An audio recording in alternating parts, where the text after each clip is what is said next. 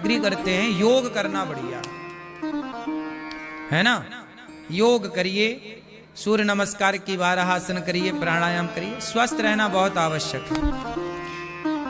लेकिन जितना हम शरीर को संवारने में लगे हैं, अच्छा है योग करना चाहिए कम से कम आधा 1 घंटा रोज, इसके लिए एग्री है। जितना हम शरीर को सजा रहे हैं ठीक है, क्या हम अपने मन को इतना ठीक कर पा रहे हैं? हमारा मन भाग रहा है, भटक रहा है। आपका मन कैसा है? आपके मन में लगाम है कि बेलगाम है? बोलो मैया। आपका मन कैसा है? कैसा है? आपका मन कैसा है हम बता रहे हैं, सुनो। आपका मन है किसी को भी देखा, जैसे कोई पुरुष है सुंदर, कोई स्त्री है सुंदर, उसी के पीछे चला जाता है। थोड़ी देर जाता है दूर, फिर लौट के आ जाता है। तब तक दूसरी निकल गई बगल से, उसके साथ चला गया। फिर तीसरी निकल गई, उसके साथ चला गया। ऐसे ही है। तो आपका मन जो है इतना बेलगाम है, कहीं भी जा रहा है, किसी के साथ जाने को तैयार है। इसका मतलब हुआ कि आपके मन पे आपका कोई कंट्रोल, और जो ये तुम्हारी गति है ये किसी जानवरों से भी बदतर है। ये जो तुम्हारे मन की तुमने गति बना रखी है, दुर्दशा, ऐसी दुर्दशा जानवरों की भी नहीं है।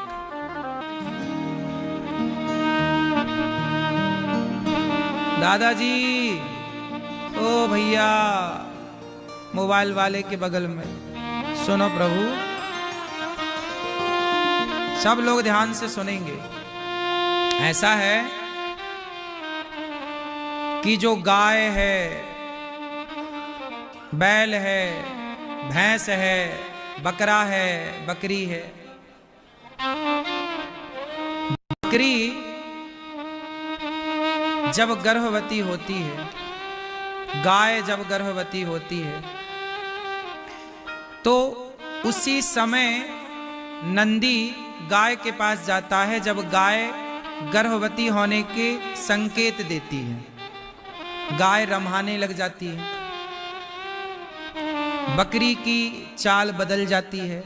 आप यदि पालन करते होंगे गाय, भैंस, बकरी इत्यादि का, तो शेर, शेरनी, सबका एक सिस्टम होता है, हर जानवरों का। सही है कि गलत है? गाय जब वो गर्भवती होना चाहती है तो गाय रम्हाने लग जाती है, उसके व्यवहार में परिवर्तन दिखता है। जब गाय में वो प्रोसेस है तब नंदी उसके पास जाता है, और तब नंदी के द्वारा गाय गर्भवती हो जाती है। और जैसे ही गाय गर्भवती हुई, उसके बाद 1 साल तक या 8 महीने तक, 6-8 महीने तक, फिर वो गाय दोबारा इस तरह की हरकत नहीं करती,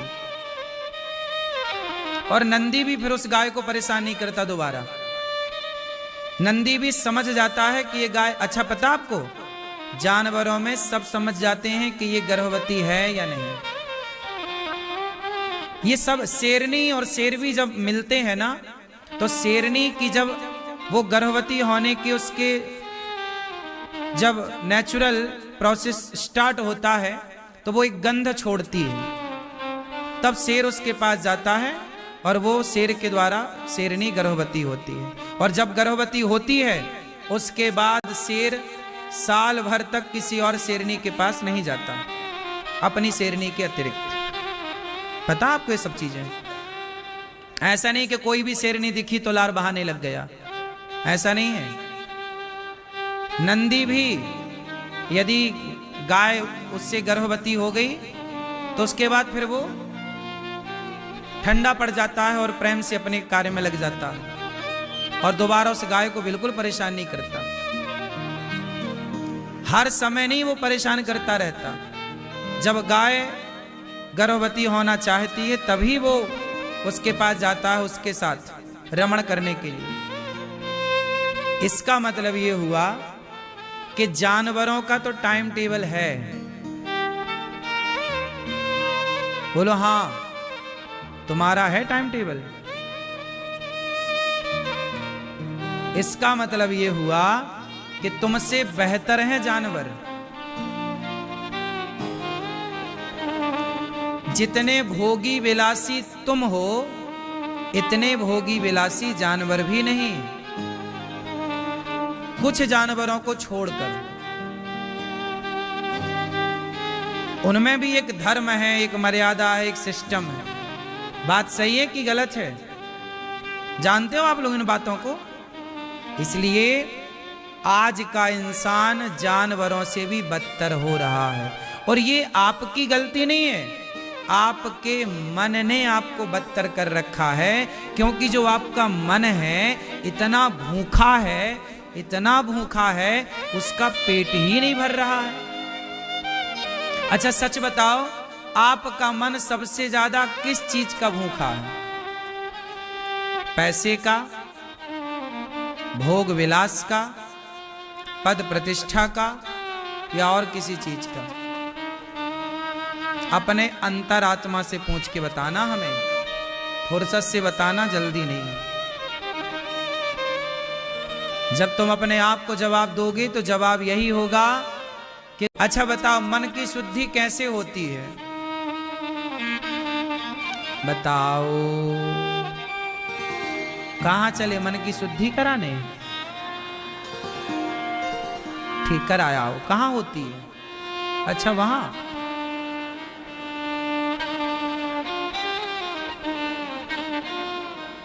तो मन की शुद्धि कैसे होती है मैया? मैया, ओ मैया, मन की शुद्धि कहां होती है? बताओ हैं?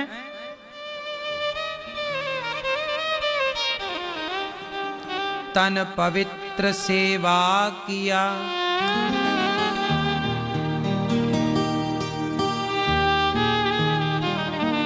धन पवित्र कर दान, मन पवित्र हरि कथा से,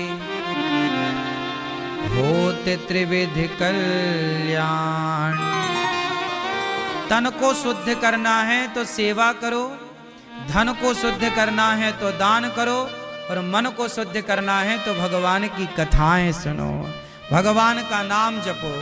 भगवान की कथा से, भगवान के नाम से, भगवान के गुणगान से क्या शुद्ध होता है? मन। इसलिए मेरी मां, तुम्हारे मन में जो छल कपट भरा है, इससे भगवान ना मिलेंगे।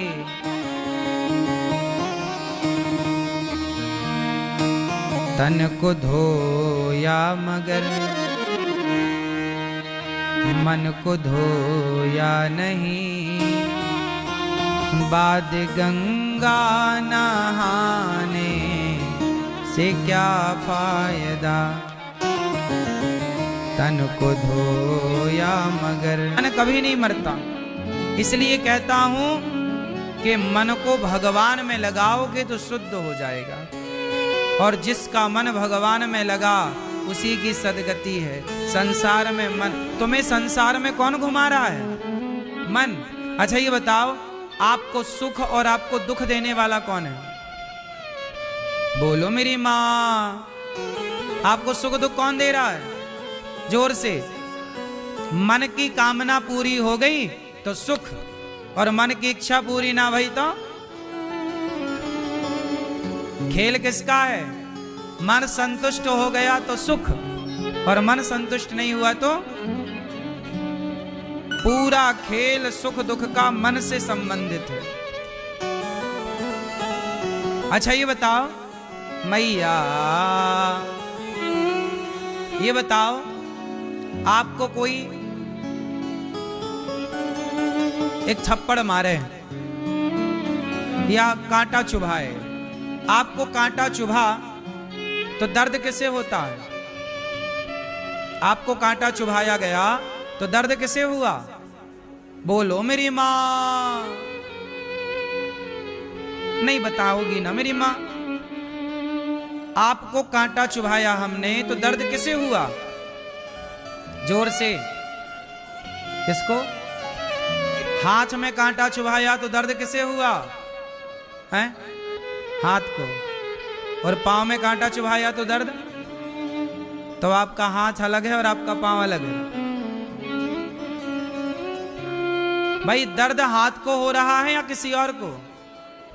क्यों, सब बताओ। हमने कांटा चुभाया आपको, हाथ पांव पेट पीठ कहीं भी, तो दर्द किसे हुआ? शरीर को के किसी और को? हैं? किसको हुआ? किसको हुआ? हैं? आपको दर्द हुआ? किसको?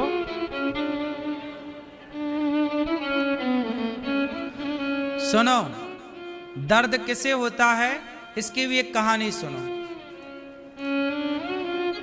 ध्यान से सुनो। हमारे देश में एक बहुत बड़े गणितज्ञ हुए हैं जिन्होंने जीरो दिया। क्या नाम है? आर्यभट्ट। सुनो, उनकी कहानी सुना रहा हूं। अभी आप बताना कि दर्द किसे होता है ना? मच्छर काटता है तो दर्द किसे होता है? कोई गाली देता है तो दर्द किसे होता है? आओ इसे समझते हैं एक कहानी से। मैया सो रही हो क्या? जागो। आर्यभट्ट नाम के जो हमारे ऋषि हुए, एक बार क्या हुआ कि एक संत को कोई रोग हो गया, बहुत भयंकर। तो संत जी गए वैद्य के पास। तो वैद्य जी ने नाड़ी पकड़ी, कहा कि भाई आपके पेट में ऑपरेशन करना पड़ेगा। उस जमाने में शून्य करने का इंजेक्शन नहीं था। आज तो ऑपरेशन करने के पहले डॉक्टर क्या करते हैं? आपको फिर काट पीट देते हैं। उस जमाने में शून्य का इंजेक्शन नहीं था और ऑपरेशन करने के लिए पेट फाड़ना पड़ता। अब सोचो कि आप किसी को शून्य ना करो और पेट फाड़ो और अंदर काम करो तो कितना दर्द होगा? होगा कि नहीं? तो संत जी बोले, वैद्य जी आप ऑपरेशन करो, मुझे दर्द नहीं होगा। संत जी लेट गए। वो संत जी कोई और नहीं, आर्यभट्ट हैं। आर्यभट्ट जी लेटे, वैद्य जी ने ऑपरेशन शुरू किया। आर्यभट्ट जी ने अपने दिमाग में कोई इतना कठिन सवाल खोज कर ले आए और अपने पूरे मन को उस सवाल के हल को करने में, सवाल का उत्तर पाने में पूरा मन लगा दिया, पूरा दिमाग लगा दिया, पूरी बुद्धि वहां लगा दी। अब आर्यभट्ट जी का दिमाग कहां लगा है? सवाल का हल खोजने में। और यहां वैद्य जी क्या कर रहे हैं? चीरा लगा रहे हैं। चीरा लगाई, ऑपरेशन किया, सिस्टम को ठीक किया और फिर से फाड़ चीर के टांके मार दिए। आर्यभट्ट को तनिक भी दर्द नहीं हुआ। अब ये बात मैं आपको, आपके लिए कहूं, एक बात बताओ, कई बार ऐसा होता है कि आपका ध्यान कहीं है और तभी आपको कुछ चोट, कई बार आपके शरीर में आपको चोट लग गई, ये बात आपको बाद में पता चली, अरे ये लग गई। बात सही है? ये बात सही है कि नहीं?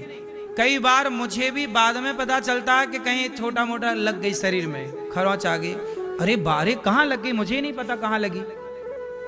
मतलब जब लगी तब मेरा मन वहां पर, तो दर्द नहीं हुआ, लेकिन जब मेरा मन वहां पर गया तब से दर्द होना स्टार्ट हुआ। यह बात सही है कि गलत है? सही है। इसका मतलब हुआ कि आर्यभट्ट को पूरा ध्यान वहां पर सवाल का हल करने में था। जब वो सवाल का हल हुआ तब वो आए वापस, तब उन्हें दर्द हुआ। दर्द हुआ, वैद्य जी से कहा, वैद्य जी ऑपरेशन हो गया? बोले हो गया। आपको दर्द नहीं हुआ? बोले अब हो रहा है। तब नहीं हुआ। तब क्यों नहीं हुआ? तब उनका मन पूरा खेल मन का है। शरीर को सुख दुख नहीं होता, मन को सुख दुख होता है। कितने लोग इस बात से सहमत हैं? हैं?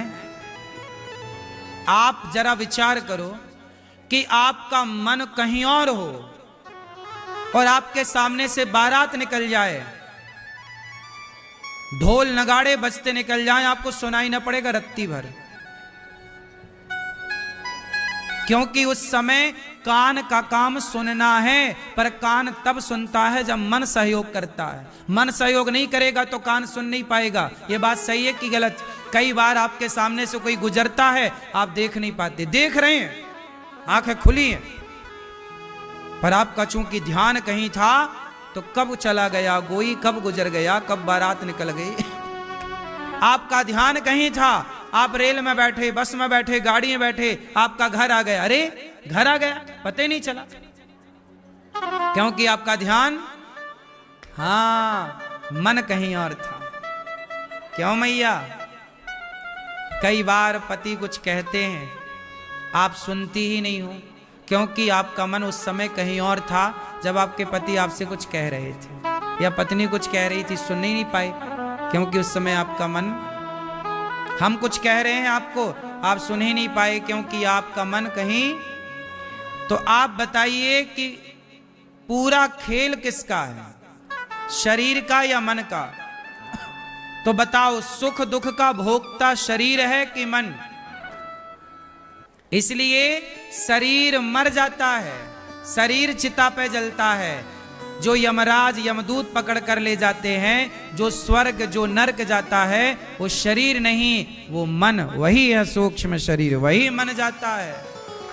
इसलिए मन को संभाल भाई, शरीर से कुछ ना होगा। तेरा गोरा है, काला है, तो लंबा है, ठिनगा है, कोई तो हिंदू है, मुसलमान है, कोई फर्क ना पड़ेगा। मन के हारे हार है, मन के जीते मन ही मिलावत राम से, मन ही करत फजीत। मन की गति है अटपटी, झटपट लखे न कोय, मन की जब खटपट मिटे तो झटपट दर्शन। रे मन तू उसका जो भर ही नहीं रहा है। दूसरे नंबर पर तुम्हारा मन भूखा है रुपए पैसे का। तीसरे नंबर पर तुम्हारा मन है भूखा प्रतिष्ठा का, पद का, नाम का, इज्जत का। ये तीन भूख हैं तुम्हारे भीतर। उनमें पद प्रतिष्ठा ठीक है, आखिरी है, सब चाहते हैं, पैसा सब चाहते हैं। इन तीनों से यदि मन हट जाए तब मन कहां लगे? अच्छा, अब खेल मन का है, अब मन तुम्हारा बिजी कहां है? पर स्त्री पर पुरुष में। मन कहां बिजी है? पैसों में। मन कहां बिजी? घमंड में, एटीट्यूड में, मैं ये नाम पद। अब मन जब यहीं लगा है तो मन न भये 10-20, एक तो है। अब एक मन है वो यहां बिजी है, तो वो मन फिर भगवान में लगे कैसे? और जब तक मन भगवान में लगे ना, तब तक भगवत प्राप्ति होए ना। अब मन को फुर्सत ही नहीं है। आप लोग जहां बैठते हैं, जो सोचते हैं, आज देखो टीवी पर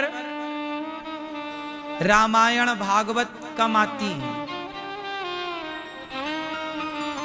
बॉलीवुड के द्वारा पिक्चरें ज्यादा बनती हैं। कैसी बनती हैं? अश्लील। क्यों बनती हैं? क्योंकि उन अश्लील चित्रों को देखने के आप आदी हो गए हैं। आप आदी हैं तो वो बना रहे हैं। आप देखना बंद कर दें, बननी बंद हो जाएंगे, क्योंकि आप ग्राहक हैं उन चीजों के, आप खरीदते हैं उन चीजों को, तो वो है।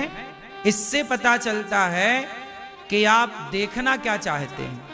आपके हाथ में मोबाइल होता है ना, जब आप अकेले होते हैं, आप रील देखते हैं, क्या देखना चाहते हैं, क्या सुनना चाहते हैं। इसलिए कहता हूं, अपने मन को इतना आजाद ना छोड़ो कि मन कहीं भी जाए, मन को पकड़ो। ए मन चल, रे मन तू सत्संग कर, डांटो मन को, थोड़ा समझाओ, रे मन, मन को क्या करो, देख ना इंद्रियों के ना घोड़े बढ़े, इनमें संयम के हरदम ये कोड़े पड़े। मन को थोड़ा कोड़े से मारो। हे मन, कहां जा रहा? मन जब हटेगा तब जाके भगवान में लगेगा। एक छोटी सी कथा सुनाता हूं इसी संदर्भ की, समझोगे तो अच्छा लगेगा, क्लियर हो जाएगा पूरा विषय। एक राजा थे, राजा बड़े अच्छे थे, भक्त थे। उन्होंने अपने महलों से दूर जंगल में एक मंदिर बनवा रखा था भगवान श्रीमन नारायण का। अब मंदिर था, वो रोज जाते थे सवेरे शाम, और वहीं बैठ के, बड़े भक्त थे राजा, अच्छे थे, वो रोज भगवान का नाम जपते, श्रीमन नारायण श्रीमन नारायण श्रीमन नारायण, और भगवान का ध्यान करते। प्रेम इतना था कि आंखों में आंसू बहते रहते। राजा बहुत धर्मात्मा भी था, उसके राज्य में कोई दीन दुखी नहीं, सब पे वो कृपा करता, सबको खाना कपड़ा फ्री देता, पर जनता जनार्दन को परेशान बिल्कुल नहीं करता। सबकी दुआएं आशीर्वाद राजा के साथ थी, पर वो राजा भगवान के लिए रोता रहता, तड़पता रहता। एक दिन उसकी भक्ति को देख कर ना भगवान श्रीमन नारायण भगवान प्रकट हो गए। राजा को गले से लगाया, बेटा तू रोता बहुत है, तेरी भक्ति के कारण मैं चला आया, बता तू क्या चाहता है? राजा ने कहा, प्रभु क्या चाहूंगा, आपने सब कुछ तो दिया है, खाने को रोटी है, पहनने को कपड़े हैं, आपने सब तो दे रखा है, बस आपकी याद बहुत आती है, आप इतनी सी कृपा कर दो कि मेरी जो जनता है, मैं उनसे कहता हूं कि तुम भी भक्ति करो, तो वो करते नहीं हैं। उनका मानना आप में नहीं लगता। आप ऐसी कृपा करो कि मेरी जनता को, मतलब मेरे जो राज्य के लोग हैं, आप एक बार सबको दर्शन दे के उन पर भी कृपा करो जैसे मुझ पर कृपा की। तो भगवान बोले, अच्छा तुम चाहते हो कि मैं तुम्हारी सारी जनता को, मतलब पूरी प्रजा को दर्शन दूं? हाँ हाँ, आप सबको दर्शन दे दो। तो ठीक है, कल सुबह 10 बजे, कल सुबह 10 बजे तुम अपनी सारी जनता को ले आना, पूरी प्रजा को ले आना, जिसको जिसको तुम मेरे से मिलाना चाहो। मैं यहाँ 10 बजे रहूंगा, आऊंगा, सब लोग मिलेंगे, मैं सबको दर्शन दूंगा, ऐसे प्रकट होकर।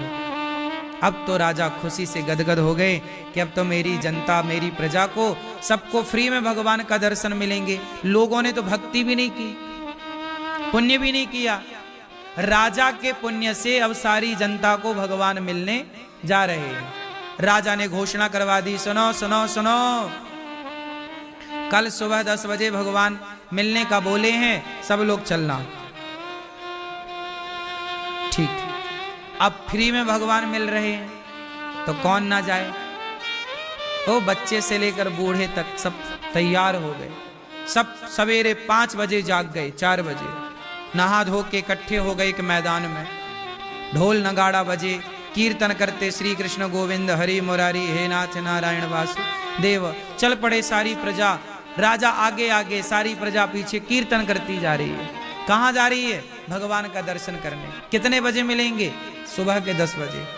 चल रहे हैं, 8 बजे 7 बजे निकल गए गांव से। जंगल की तरफ थोड़ा मंदिर था, चलना पड़ता था, थोड़ा 1-2 किलोमीटर दूर रहा होगा। चली पब्लिक, चली जनता। जैसे ही गांव के बाहर आए, प्रजा जनता जनार्दन जैसे ही बाहर आई तो लोगों ने क्या देखा कि वहां पर पैसों का ढेर लगा है। क्या लगा है?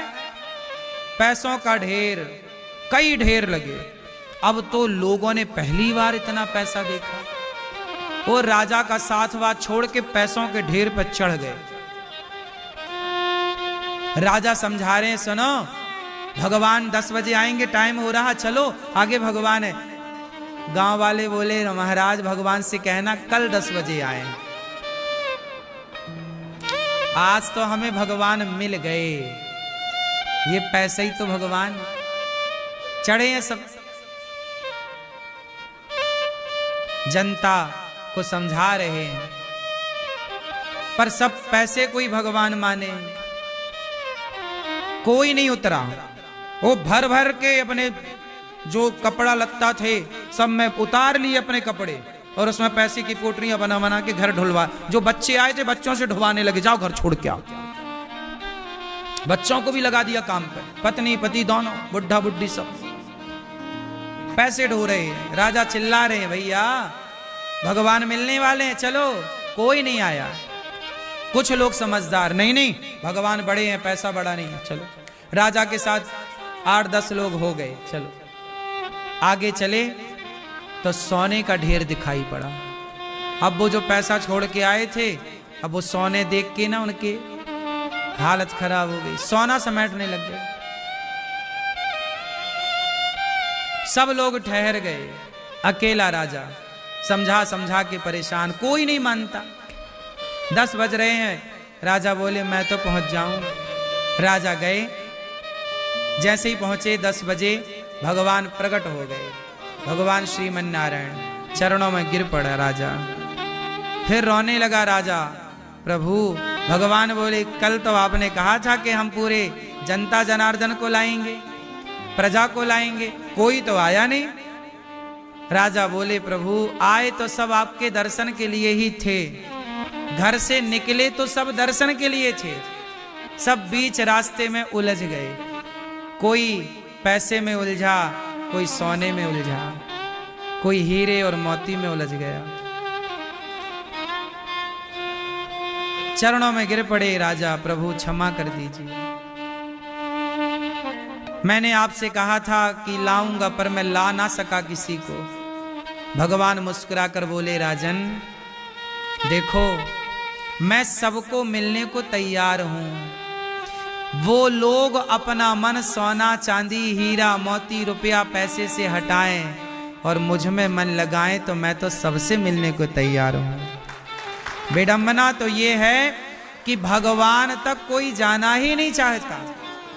यही हालत किसकी है? हम सबकी। आपका मन कहां लगा है? मैया बूढ़ी बूढ़ी अम्मा 90 साल की मैया क्या जप रही है? पैसा पैसा पैसा है भगवान की। शरीर नहीं चल रहा, हाथ नहीं चल रहे, वॉशरूम लघु शंका तक जाना नहीं हो पा रहा चल के ठीक से, लेकिन पूरा ध्यान अभी भी बड़ी प्रबल माया है। ये सब तभी छूट सकता है भक्तों जब भगवान स्वयं कृपा करें, वरना तुम में ताकत नहीं है कि तुम मन को हटा पाओ। तुम्हारे बाप दादों के बस का नहीं था, तुम में क्या दम है? जब भगवान दया करें कृपा करें तो माया छूटती है। मन एक ही है, वही मन पैसे में लगता है, वही मन परिवार में लगता है, वही मन विषयों में लगता है, और वही मन भगवान में लगेगा। अब जब मन के टुकड़े टुकड़े हो गए, कई जगह डिवाइड हो गया, तो कहां लग पाएगा? इसलिए भगवान को पाना है तो पूरा मन सबसे हटाओ। पैसा रहे, पैसा कमाने का मना थोड़ी कर रहा हूं मैं। पैसे कमाओ, पैसे के बीच में रहो, बिल्कुल गलत नहीं है। पैसे में मन लगा लेना गलत है। परिवार में रहने को मना नहीं कर रहे हैं, पत्नी के साथ रहने के लिए मना नहीं कर रहे हैं, बच्चों के साथ रहो, पर लगाव ना रखो किसी से। एक बात समझ लो कि बस भगवान ही अपने हैं और कोई नहीं है। पूतना मौसी भगवान को मारने आई, आंखें भगवान ने क्यों बंद कर ली? क्योंकि बाहर से पूतना सुंदर है, भीतर से पूतना में कपट भरा है। अच्छा, आप लोग बाहर से अच्छे हैं कि भीतर से? आप लोग अच्छे हैं कि नहीं भीतर से? मैया आप लोगों के अंदर छल कपट तो नहीं है? बताओ, अपने आप से बताओ, हमसे ना बताओ। हम जान के भी करेंगे क्या? बताओ, आप लोगों के अंदर छल कपट है या नहीं? बोलो। नहीं है तो बहुत अच्छा है, और है तो वो नुकसान हमें ना पहुंचाएगा, आपको ही पहुंचाएगा मेरी मां। इसलिए निश्चल हो जाओ। कैसे हो जाओ? कैसे हो जाओ? निश्चल। जैसे नदी का पानी, नदी का पानी गंगा जी का, नर्मदा जी का, गर्मियों में पानी इतना शुद्ध हो जाता है, साफ हो जाता है कहीं कहीं का, कि नीचे के, नदी के नीचे के कंकड़ पत्थर भी दिखने लग जाते हैं। सही है? और कई बार पानी इतना गंदा होता है कि पानी में पानी नहीं दिखता, गंदगी ही गंदगी।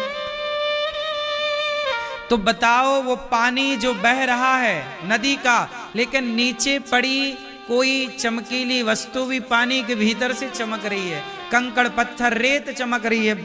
आपने देखा होगा कहीं कहीं नदियों का पानी इतना निर्मल के नीचे का चमकता। इतना जैसे निर्मल जल है, ऐसे निर्मल मन होना चाहिए। जैसे निर्मल जल होगा, सुनो, निर्मल जल हुआ तो भीतर की चीज भी दिखने लगती है कि नहीं, नदी के भीतर की। ऐसे ही जिस दिन तुम्हारा मन निर्मल हो जाएगा तो तुम्हारे भीतर बैठे भगवान भी दिखने लग जाएंगे। भीतर बैठे तो हैं सबके, पर पानी गंदा है तो नदी के भीतर कुछ दिखाई नहीं पड़ रहा है। और पानी शुद्ध हो जाए तो नदी के भीतर सब दिख जाए। तो मन गंदा है तो भीतर के भगवान दिखते नहीं। मन शुद्ध हो जाए तो हनुमान जी का मन शुद्ध था तो छाती फाड़ी तो सीताराम दिख गए। मन शुद्ध नहीं था तो नहीं दिखा कुछ भी। इसलिए भगवान कहाँ है? जहां मन की शुद्धि है। इसलिए आप लोग भी मन की शुद्धि करो।